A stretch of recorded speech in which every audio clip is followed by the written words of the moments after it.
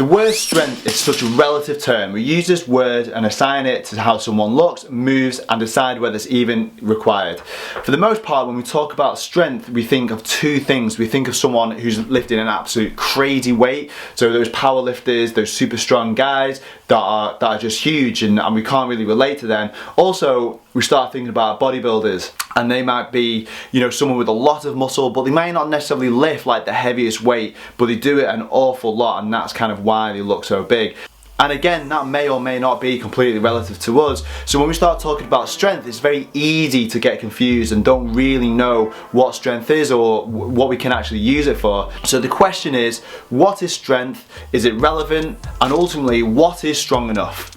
So let's actually dive into question one, and that is ultimately, what is strength? So strength is actually defined as the amount of force that you can apply to an object. So that object being possibly a barbell or a dumbbell or a kettlebell or maybe even a person. In the fitness world, we typically will take this definition of strength and we'll use a barbell, and the reason why we use a barbell is because one, it's very easily loaded. We can just simply slide more weight onto the actual bar, and second of all, it's really easy to test.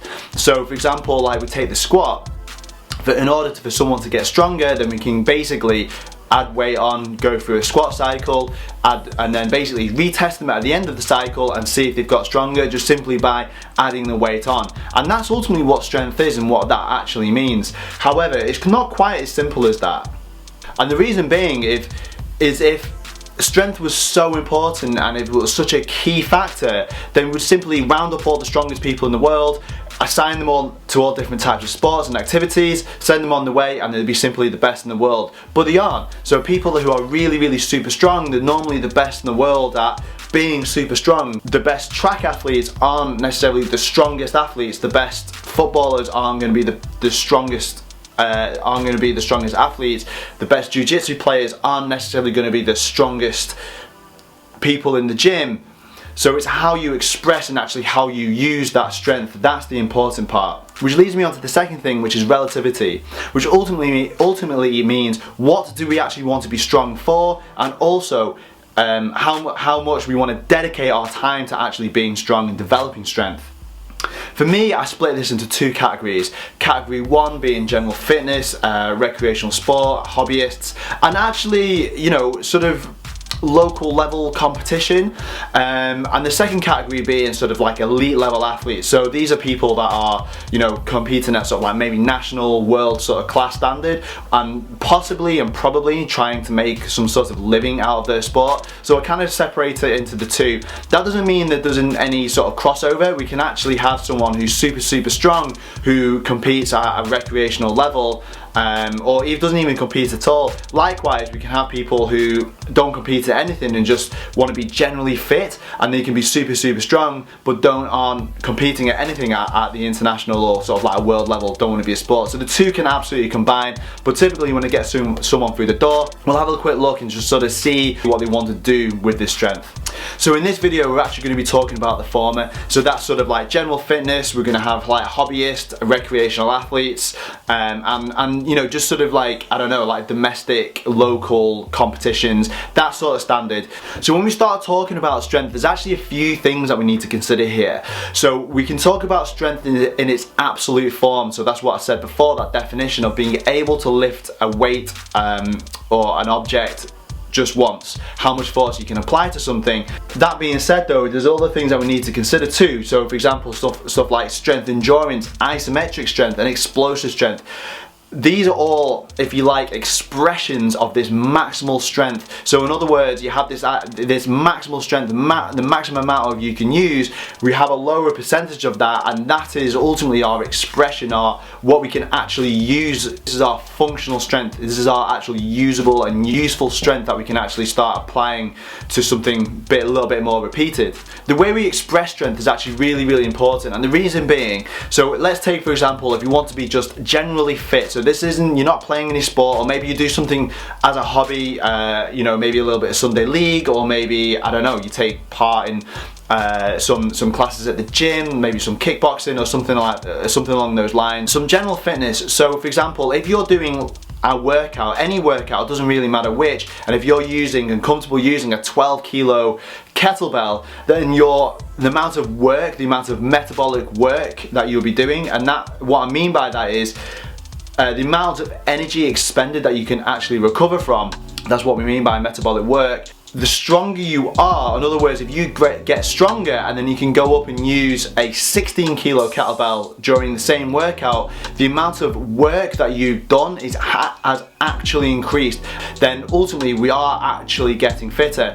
The way you go about doing that is actually by training to be strong, not necessarily going through the numbers. So for example, like you might use a 12 during your workout, but then ultimately you're going to get to a point where you're really going to struggle to get beyond that. So what you're going to need to do is dedicate an amount of time to get actually stronger and then strengthen the entire system. So what I mean by that is strengthen the body, strengthen the legs, strengthen the back, strengthen the hips, the shoulders, all of these things that ultimately will increase the amount of total strength throughout the body, allowing you to jump up in weight in your workout, therefore increasing the amount of metabolic work that you can actually do. Likewise, if you actually participate in a sport, whether it be recreational or if you are slightly competitive, you know, maybe you're competing at a county level, whatever that is, the being strong again is really important for very similar reasons. What being strong actually means is you can actually recover from bouts of exercise. In other words, when you're drilling, you can actually put some effort in and it won't be as much. So in other words, your energy expenditure won't be as high, which basically means you can recover quicker, which means you can drill again and again and again and again, which ultimately means the more work that you do within a class actually goes up, if that makes sense. So we're not looking at an individual moment. We actually want the opposite. We actually want to be saving energy. So when we do practice our drills, our movements, our skill acquisition, if you like, ultimately what that means is you can recover from bouts of that, and the more skill you can acquire, the more skill you can actually adopt, and then when you have that skill, you can actually apply that to gameplay. And when you are training, and you are training to in other words, to improve your specific fitness for your said sport, then ultimately you will have more energy to dedicate to that, therefore increasing the amount of work that you can do. More work capacity, the fitter you become and the more skilled you ultimately will become. And again, this idea of maximal strength and what we can actually use it for is very true of aerobic work. So you will see this quite a lot. We don't need to be strong to do aerobic work, but actually, you know, the opposite is true. So if you, let's say for example, if you jump on a bike or something like that, then when you're training and when you're working, the more force you can put through the pedals, then ultimately sort of like your work capacity goes up. So when we are training our energy systems, our aerobic system, then actually being strong is a huge benefit, just purely because you can actually really increase that power output. So being strong is actually way more than just adding weight to a bar. It's the ability to express that strength in all the ways we've just mentioned. Okay, so let's actually have a look at some numbers. So we're actually going to split this up into 4 separate exercises. We're going to look at squatting, and when we look at squatting, we're actually talking about the back squat. We're going to look at the deadlift, and this can be either a trap bar or a straight bar, it doesn't really matter. We're going to look at the press, so that's pressing directly overhead, and then we're going to look at the pull-up. The reason why I've chosen those 4 exercises is because it gives you a really good overall total body strength. So we've got a hip and knee dominant movement in the squat, a hip and lower back dominant movement in the deadlift. We've got a pressing movement in the overhead press, and then the pulling movement with the pull-up. When you look at these numbers, these are relative to body weight. So it's good to have an understanding of what you actually weigh, and then yeah, it just makes it individual to you. So let's have a look. So in terms of squatting, so for men, we're looking for 1.2 times your own body weight, 1.5 times your own body weight. For women, that's your own body weight, and up to 1.2 your own body weight. Deadlift, 1.5 times body weight, up to around 1.9. Women, 1.2 to 1.5. Press, about half your own body weight to 0.7. Women, 0.4 to slightly over half. And then for pull-ups, being able to do 3 to 6 pull-ups for men, and being able to do 2 to 4 pull-ups for women. So when I put these numbers together, I wanted them to be challenging but not unrealistic. And ultimately, there are a set of numbers that I firmly believe that anybody and everybody should and could achieve, really. They're not completely outlandish. Some people might be watching this and going, hey, great, I've actually smashed those, and that's wonderful, that's amazing, good job. Some other people might be looking at this going, I'm kind of on the way, and then others might be like, oh my god, that's just so far away. But the reality is, those sorts of numbers, anybody could achieve these, and I really mean that. It just means a little bit of dedicated work towards sort of like achieving that goal. And ultimately as well, once you achieve these numbers, these aren't the be all and end all. It doesn't mean that all of a sudden if you can deadlift twice your own body weight, that all of a sudden you're going to get selected first, or you're going to be, you're going to achieve the next level of whatever it is, or the next level of fitness. All this really means is if you have a look at these numbers, this is looking at total body strength. It just means that the amount of work that you can do in your workout or in your sport or whatever it is can actually go up. It doesn't mean, it's not the be all and end all. It doesn't really define anything. It's just a good idea of what you could do. And also, it doesn't mean you have to stop there either. Once you hit these numbers, by all means, get a little bit stronger and improve over time. But I know likewise, if you aren't at these numbers, I'm not telling you that you have to go in, hit these are super important. They're just there's just a benchmark, just something that you can have a little look at and maybe sort of like start moving towards it.